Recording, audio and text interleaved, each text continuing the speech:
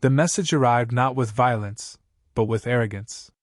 A cold, impersonal transmission beamed directly into Earth's orbit. The Galactic Empire demanded unconditional surrender.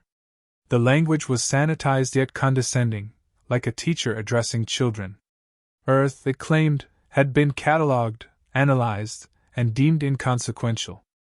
Its military systems were outdated, its technology primitive, and its people irrelevant to the order of the galaxy. Resistance, they said, would be not only futile but laughable. For the Galactic Empire, this wasn't war, it was annexation. Human governments scrambled, not with fear, but with calculation. Satellites picked up the Empire's vessels entering high orbit, sleek, silver obelisks gliding over continents with the confidence of victors.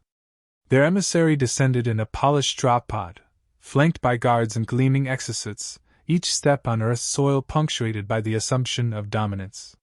He arrived not to negotiate, but to witness submission. Instead, he was received in silence. Earth's leaders extended diplomatic courtesy, but their tone held none of the desperation the Empire expected. The emissary noted the absence of energy-based weapon systems, saw the aging infrastructure, the analog communications, the ballistic-based armories, and smirked. One of his aides, scanning an old NATO weapons display, chuckled at the rusting metal tubes labeled Gatling gun. He asked if it was ceremonial.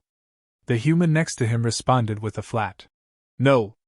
In orbit, Imperial analysts reviewed Earth's military capabilities. Kinetic projectiles, combustion engines, tanks that ran on fossil fuels, it all read like a primitive joke. Their reports painted Earth as a relic, a backwater world grasping at the shadows of real warfare. The Empire's weapons were elegant: plasma disruptors, antimatter warheads, neural override systems. The humans, it seemed, hadn't even mastered gravity weapons. The Empire's command didn't just feel confident, they felt insulted that a military operation was even necessary. The invasion plan resembled crowd control more than warfare.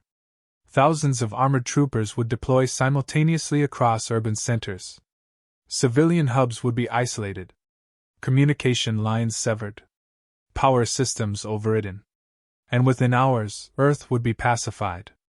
On the ground, Earth's response was quiet but swift.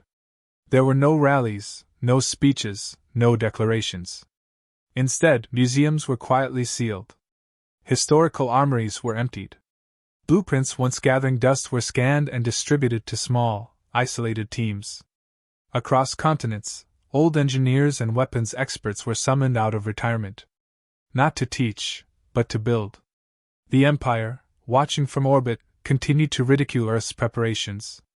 Video feeds showed humans moving crates marked with ancient stenciling, M2 Brownings, M134S, M61 Vulcans. Weapons with rotating barrels, physical ammunition belts, and recoil mechanisms. One Imperial commentator broadcasted a segment titled, "When Sticks Meet Stars," using 3D models to demonstrate how Earth's weapons would bounce off Imperial shielding like pebbles off titanium. A human broadcast replied in kind. No threats. Just a short message, asterisk. We never stopped making them. We just didn't need to. Until now. Asterisk. Empire Command ignored it. They had never lost a planetary campaign in their empire's span. They had conquered civilizations with neural networks and dark energy manipulation. Earth wasn't even a warm-up. They failed to understand that Earth's past was not dead, it was preserved. Not forgotten, but stored, studied, revered. Every gun, every engine, every bullet on display wasn't a relic, it was a blueprint. Not of defeat, but of survival. The Empire mistook evolution for stagnation. Where they had moved forward by abandoning what came before, humans had moved forward by remembering it all. Every war fought on Earth, every lesson of blood and fire, had been recorded by a species that never stopped expecting the next war. The emissary departed Earth with an amused grin, dismissing the planet as deluded. He filed one final report before extraction. Low threat. Low resistance. Heavy reliance on non-energetic ordnance. Culturally obsessed with obsolete warfare. He didn't notice the underground trains beginning to run again. Not for commuters, but for supply chains. He didn't recognize the coded advertisements calling for volunteers. Not for protests, but for fire teams. And he certainly didn't comprehend why every major capital had begun blackout drills again. The Empire thought Earth had nothing left to fight with. They were wrong. They had just given humanity a reason to open the past. And when humans opened the past, they didn't do it for nostalgia. They did it for war. The Empire's warships pierced Earth's atmosphere with surgical precision. Drop craft rained down, armored columns unfurled across highways, and legions of soldiers deployed into key population centers expecting swift compliance. What they found instead was emptiness. Streets abandoned. Buildings stripped bare. No gunfire. No resistance. Only silence. Initial scans reported no organized defense. Cities were operational, but power grids flickered intermittently. Surveillance drones detected no large human gatherings. Military bases appeared deserted. Communications hubs were offline. It was as if the planet had simply stepped aside and vanished. Imperial officers dismissed the phenomenon as disarray. Their doctrine interpreted chaos as weakness. To them, it was the collapse of a fragile society facing the inevitable. They believed Earth's population had fled into hiding, too terrified to fight. What they failed to see was the orchestration behind the silence. Scout patrols reported odd patterns, buildings cleared room by room, power systems manually disabled, surveillance equipment removed instead of destroyed. Looting was minimal.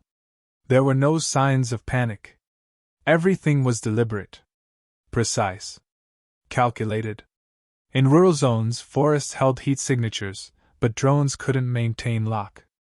EM bursts disrupted sensors. Even visual feeds were marred by static and interference. Communications blackouts grew more frequent. It was dismissed as atmospheric interference. Troops were told it was a last gasp of defiance. Then came the first strange sight. A patrol intercepted a convoy of old trucks loaded with metal crates. The contents, Gatling guns, rotary cannons, ballistic mounts, were documented and laughed at. Some soldiers posed for pictures with them. The footage went viral across fleet networks, turned into a comedic segment on the Empire's internal broadcasts. Commentators mocked the humans for raiding their own museums. A host jokingly claimed the invasion was being met with historical reenactments instead of weapons. Commanders encouraged the broadcasts. Morale spiked. The narrative became clear: Earth was resorting to nostalgia instead of warfare. Soldiers relaxed, believing they were occupying a civilization that had regressed into fantasy. Yet the anomalies kept multiplying. Supply lines began experiencing unexplained disruptions. Roadways were sabotaged, not with bombs, but with collapsed underpasses and strategically placed barriers. Drones sent to investigate disappeared mid-flight. In urban zones, patrols reported doors welded shut, rooftops wired with signal repeaters, and odd frequencies pulsing through the static. Still, the Empire remained unmoved. Their superiority was unquestioned. Their armor impenetrable. Their doctrine inflexible. The notion of projectile-based combat being relevant in modern warfare was laughable. Every simulation had reinforced it. Every encounter in the past had validated it. Human resistance teams were spotted moving in small groups, each carrying equipment beneath tarps. No large formations. No open combat. Just movement, coordinated, unseen, and untraceable. One team was briefly captured before they detonated a compact EMP device that fried every scanner in a 2-mile radius. They carried no plasma weapons. Only old schematics, targeting manuals, and modified cartridges. Imperial analysts reclassified them as cultists. Perhaps fanatics obsessed with pre-spaceflight warfare. The idea that these scattered units posed a genuine threat never entered consideration. The Empire believed in data, and the data told them Earth had no chance. Then the jamming began. Across multiple sectors, Fleet Command lost contact with its forward elements. Transmissions cut off mid-sentence. Requests for reinforcements were garbled. Recon drones began spinning out of control before plummeting to the ground. Satellite relays blinked offline one by one, replaced by bursts of encrypted analog signals. For the first time, doubt began to surface, not in command, but in the lower ranks. Soldiers whispered about the disappearances. Officers brushed it off. Doctrine had no chapter for doubt.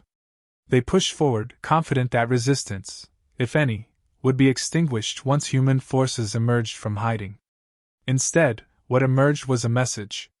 Across every channel, in every known language, a single phrase repeated endlessly in a monotone, almost mechanical cadence. "Let's see how you handle obsolete." The phrase spread like a virus, appearing in terminals, HUDs, and fleet monitors. Attempts to purge it failed. It looped without end. It was both taunt and warning. The Empire still saw no threat. They viewed it as psychological warfare, desperate and crude. But they didn't understand the true meaning. They thought humans were preparing for defeat. They didn't realize humans had been preparing for this war for over a century. And in their certainty, the Empire marched straight into the kind of battlefield they had forgotten ever existed. The first strike came without warning. A detachment of Empire infantry patrolling a narrow urban corridor vanished in seconds beneath a hail of mechanical thunder. The sound wasn't plasma. It wasn't silent or sleek. It was ancient, raw, metallic, and horrifyingly effective. A 6-barrel Gatling gun spun to life, spitting out thousands of high-caliber rounds per minute. The rotating barrels glowed red as the incoming wave of kinetic force shredded armored bodies. Energy shields meant to deflect plasma crumpled under sheer velocity and heat. Troopers tried to return fire, but their optics were blinded by clouds of smoke and debris. Visibility collapsed as controlled detonations triggered dust screens, masking firing points. Thermal sensors faltered. Radar bounced back nothing. They were trained for high-tech warfare. Not this. Not the chaos of sound, recoil, and fragmentation. Another squad advanced to support. The ground beneath them detonated. Pressure-triggered charges, not plasma mines, but manually wired explosives, ripped their formation apart. Tripwires triggered claymore blasts that funneled shrapnel with lethal precision. By the time command rerouted reinforcements, half the district had turned into a layered kill zone. Every corner of the city had been reshaped. Storefronts became firing nests. Sewer grates opened to concealed mortars. Trenches had been dug under pavements. Tunnels let fighters move unseen, popping up behind enemy lines with belt-fed machine guns and recoilless rifles. There were no centralized units. Only cells. Independent, trained, relentless. Empire troops adjusted their tactics, shifting formations and deploying auto-turrets. But the humans weren't attacking head-on. They used range, speed, and brutality. They struck from elevated rooftops, balconies, manholes. Their rotary cannons were mounted on pivots hidden behind reinforced barriers, manned by crews working in shifts. When one jammed, the teams switched to another, never slowing rate of fire. What unnerved the Empire wasn't the damage, it was the precision. The humans didn't waste ammo. Every burst was measured. Every shot served a purpose. Advanced units carrying portable shields were targeted in their joints, sensors, and comms. Medics were picked off first. Officers were marked and erased. Psychological warfare without the theatrics. In the suburbs, repurposed pickup trucks outfitted with dual Gatlings tore through mechanized units. Their chassis were crude, but fast and rugged. They swerved around plasma blasts and unloaded hell. Even when hit, crews bailed and moved on foot, reappearing minutes later with shoulder-fired grenade systems, looted from past conquests, and rebuilt by hand. Empire walkers advanced, hoping to restore order. They were ambushed by flanking fire from concealed turrets that targeted their knees and optics. Then came Molotovs, simple bottles, ignited with accelerants, hurled at exposed intakes. Some Empire officers thought it a joke until their war machines collapsed in flames. Others began requesting immediate extraction. The battlefield was no longer recognizable. It wasn't a fight, it was entrapment. Every alley led to a kill box. Every advance opened into a prepared ambush. Air support was grounded by disrupted signals and decoy heat signatures. Drones dropped from the sky, disabled by compact jammers. Command centers tried to recalibrate. Tactical AIs were fed new data, but the systems couldn't comprehend warfare that wasn't digital. The humans used no code frequencies, no digital identifiers. Their coordination was analog, flashes, flags, and radio bursts so old the algorithms ignored them. The Empire's reliance on automation became a weakness. Their soldiers, trained for order and clarity, drowned in a storm of grit and unpredictability. In a seized Imperial command post, a broadcast began playing. It was raw footage captured from helmet cams and drones, rotary barrels spinning, brass casings falling like rain, Imperial troops falling in waves. The footage was cut together with audio from Empire commentators mocking these same weapons days prior. Now, their laughter echoed over images of their own defeat. Empire forces began pulling back, forming defensive perimeters. But even retreat offered no relief. Mobile human squads struck during withdrawal, flanking rearguards with machine guns and flamethrowers. There was no mercy. No negotiation. The surviving officers sent desperate transmissions to orbit, requesting reinforcements and orbital fire support. They were denied. High Command refused to acknowledge the scale of collapse, believing this was a temporary setback. But for those on the ground, the truth was clear. The Empire hadn't just walked into resistance. They had stepped into a doctrine they didn't understand. Not guerrilla warfare, human warfare. Brutal. Adaptable. Relentless. Every bolt fired. Every gear turned. Every trigger pulled was guided by history soaked in blood.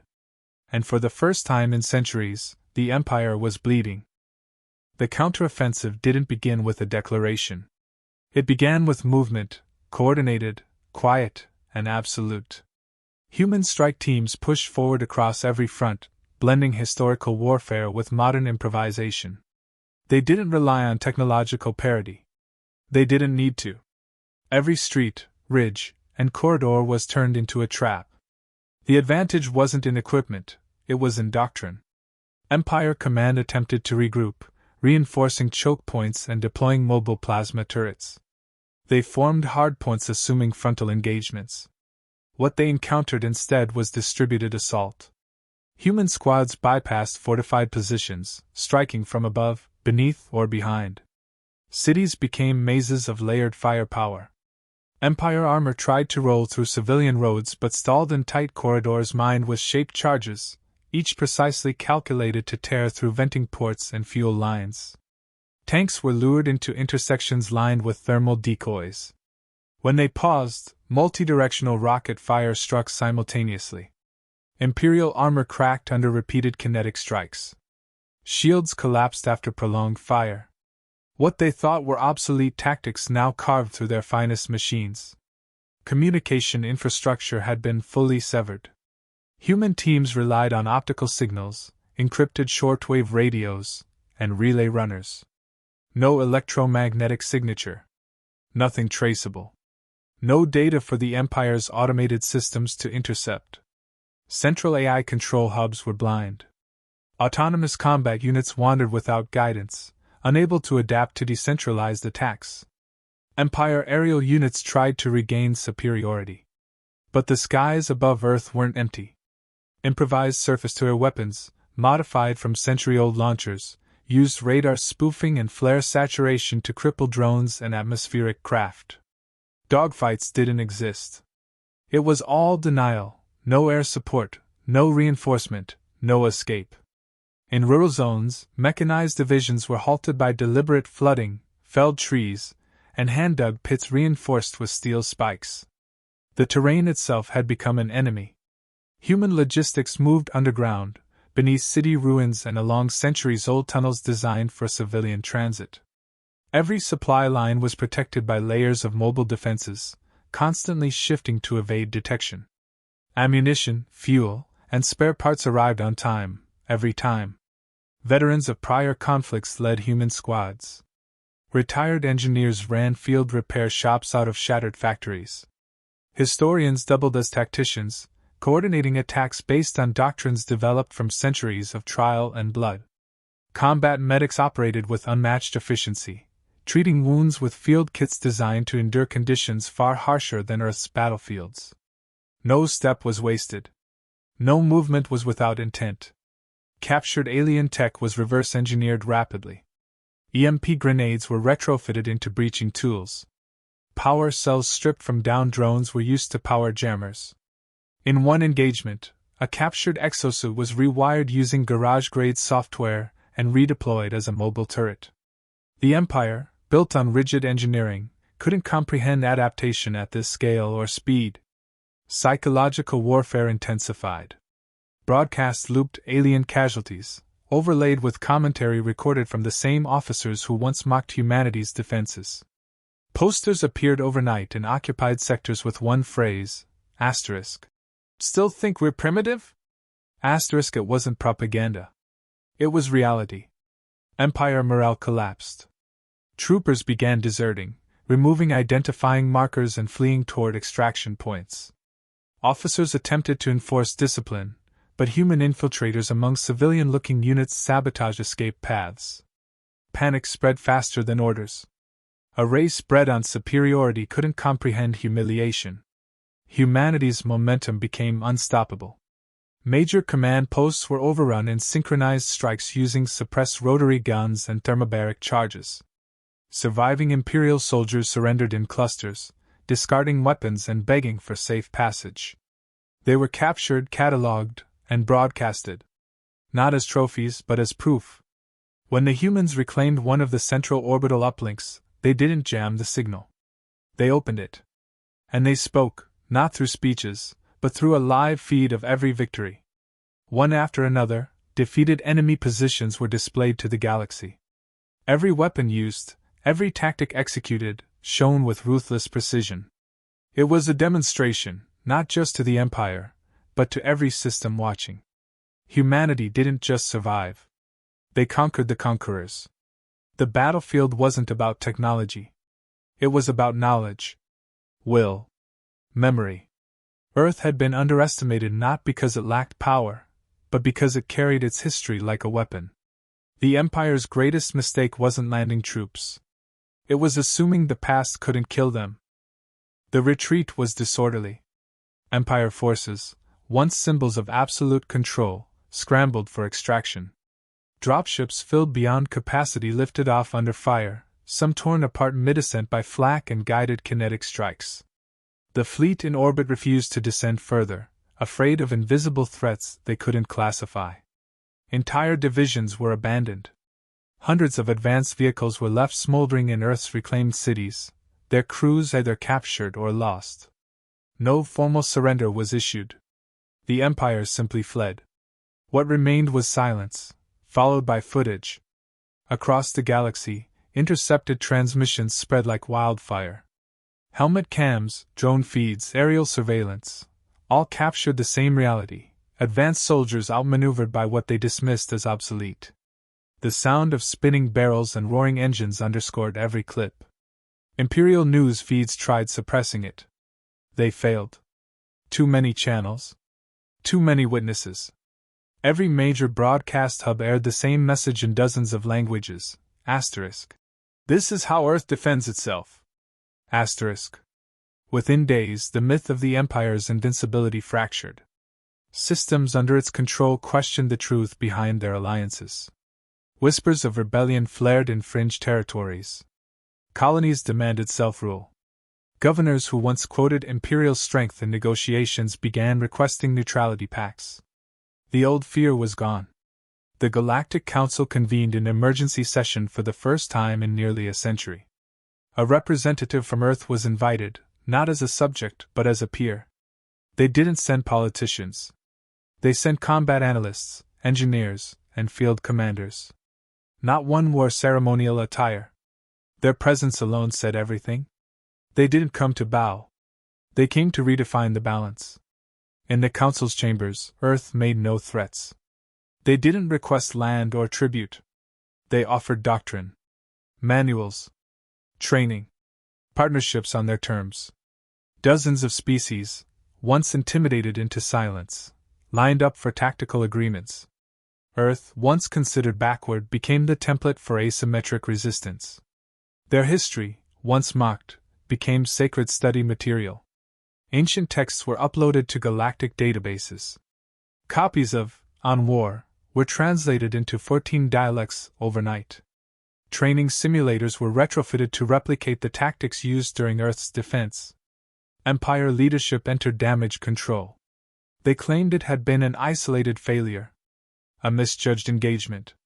But their own soldiers, now prisoners of war or defectors, broadcasted the truth. Not one account denied the scale of loss. Veterans of the Earth campaign described the human response with reverence and fear.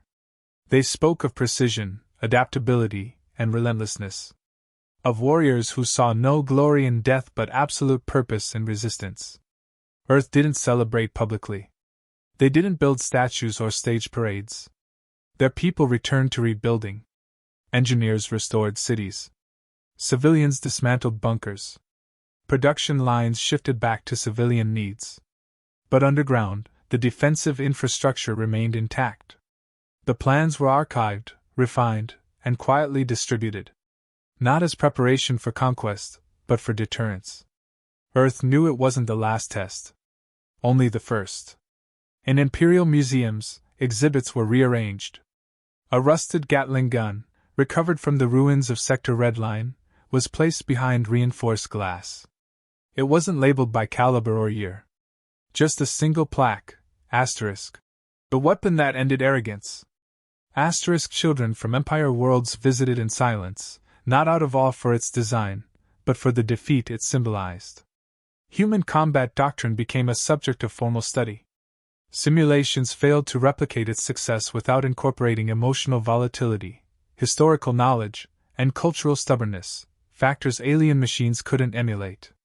For the first time in recorded history, human unpredictability was recognized not as a flaw, but as an asset. Smaller civilizations requested Earth as a neutral mediator. Rebel factions cited Earth's resistance as inspiration.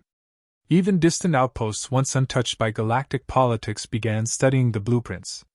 The Empire's dominion, while not entirely shattered, would never again go unquestioned. When questioned why Earth succeeded, a senior field strategist answered without hesitation. Asterisk. We didn't forget how to fight. We just had no reason to remind anyone, until you gave us one. Asterisk. It wasn't superiority that saved humanity. It was memory. Every war, every loss, every weapon, preserved, refined, repurposed. When the time came, Earth didn't invent something new. They simply used what they never stopped perfecting.